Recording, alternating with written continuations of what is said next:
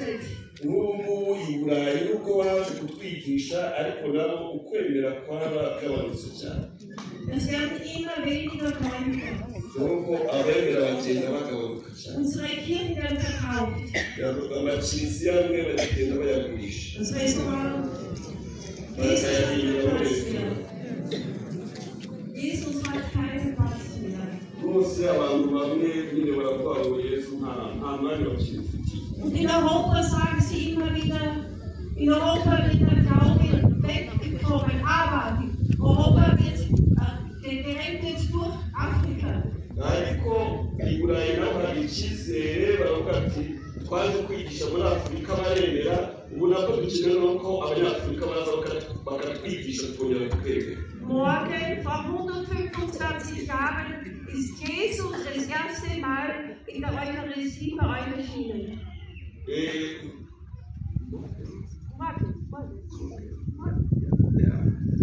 Ejo none rimwe na rimwe Bikira Mariya ejo tuzahimbaza yubile hano mu Rwanda. Yesu agaragaye mu Eucharistie hafi y'ibitaro cyacu. Jesus ist jetzt in unserem Herzen. Jesus ist zu mir gekommen, auch zu dir. Nta kintu cyamuzanye nawe muri cyangugu muri yubile Yesu zishaje nuko ashaka kubana natwe. Wunder Gottes Wein sind wir in Kieper und wir feiern auch in Europa eins jeden Tag. Mwibuke ko Bikira Mariya ari ikibeho yaraje ararira naho umugore ari kubonekera rimwe na rimwe asa arira. Einer der größten Sünden ist die Abtreibung. Kandi avuga ko bimwe mu byaha bikomeye bikumubuza ni icyaha cyo gukuramo inda. So wie er vorher gesagt hat, die Abtreibung und die Unreinheit. Nguko Padiri uyu munsi mu mico nziza yaduhaye yabigarutse. In Europa wird jede zweite Ehe geschieden. I Burayi ibintu byo gutandukana mu ngo barabikinisha cyane. Warum? Kubera iki? Wir haben das sechste Gebot vergessen. Uko bibagiwe ko amategeko icumi y'Imana bagomba kuyubahiriza. Das darf bei euch nicht passieren. Rwose ndabibabwiye kugira ngo mwebwe iryo shyari ntizabagere. Lebt in der Einheit. Tubeho dufite umutima usukuye. Die Mutter Gottes sagt, ich brauche euch. Ohne euch kann die Welt nicht leben. Ndagukeneye, ni wowe nshaka gukoresha kugira ngo ukize isi.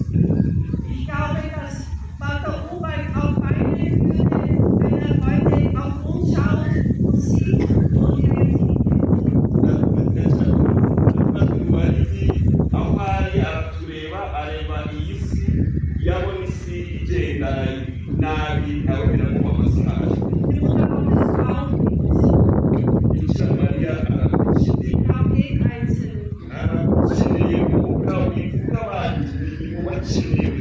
Und eines sagt sie ganz besonders.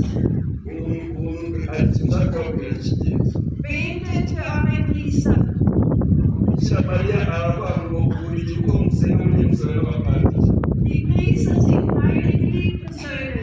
Bikira Mariya avuga ngo abapadiri ni abahungu banjye. Sprecht nie schlecht über eine Priester. Bose aho kubacira imanza mujye mubasabe. Liebt sie. Mubasabe n'abantu. Sie haben ja uns das Leben gegeben. Kuko umuhamagaro wabo bibabereye. Ohne Priester würden die Welt untergehen.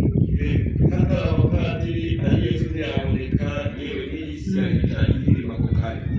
Der Vater Hubert ist sicher im Himmel. Bose twizera ko kandi badahari mu ijoro rye. Ich bin ganz besonders glücklich, dass er heute jetzt neben mir ist. Bose muri uyu munsi ati ndakeka ko ahari arishimye kureba isengesho rikorera hano. Ich spüre ihn. Bose ndamwumva ntabwo turi kure. Er hat immer gesagt, Vater ist meine geliebte Heimat. Kandi bose yakoraga avuga ati u Rwanda nifuza ko rwakira ku mutima no ku mubiri.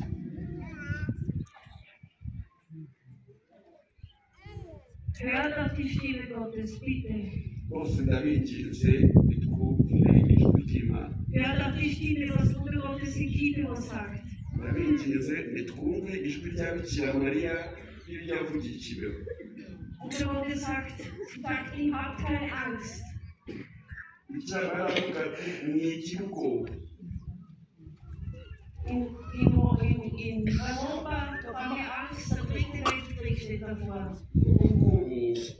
I Burayi dufite ubwoba ko tutitonze intambara ya gatatu y'isi yose yatangira. Ariko nitujya kwizera Bikira Mariya tuvuga ati mukomere. Mujye mufata akanya muvugisha. Es liegt an uns, ob es Krieg gibt oder nicht. Rwose ni twebwe tugomba gufatanya gukiza isi. Betet bitte auch für Europa. Dusenge dusabira Uburayi. Wir brauchen euch. Rwose dukeneye isengesho ryanyu. Die Welt braucht euch. Isi yose ikeneye isengesho ryanyu.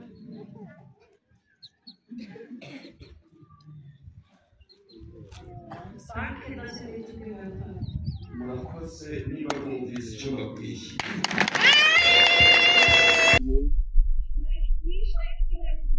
Rwose aho kubacira imanza mujye mubasabira. Mubasabire nk'abantu mukunda. Kuko umuhamagaro wabo ni twebwe babereyeho, ni mwebwe babereyeho. Hatari abapadiri ari Yesu ntiyaboneka, yewe n'iyi si yahita iyirima ako kanya. Rwose turizera ko padiri uba idahari mu ijoro arabireba. Rwose nk'uyu munsi ati ndakeka ko ahari arishimye ari kureba isengesho riri kubera hano. Rwose ndamwumva ko ntabwo turi kure. Kandi rwose yahoraga avuga ati nkunda u Rwanda, nifuza ko rwakira ku mutima no ku mubiri.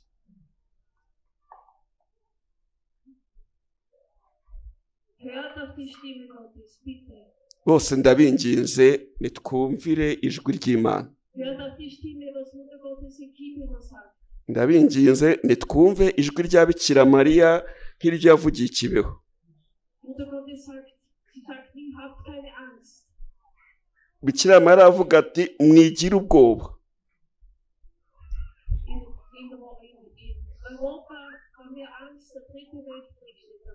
Nk'ubu ngubu i Burayi tufite ubwoba ko tutitonze intambara ya gatatu y'isi yose yatangira n'ubundi Burayi. Ariko nitugira kwizera Bikira Mariya tuvuga ati mukomere. Mujye mufata akanya muvugisha pure. Rwose ni twebwe tugomba gufatanya gukiza isi. Dusenge dusabira Uburayi. Rwose dukeneye isengesho ryanyu. Isi yose ikeneye isengesho ryanyu.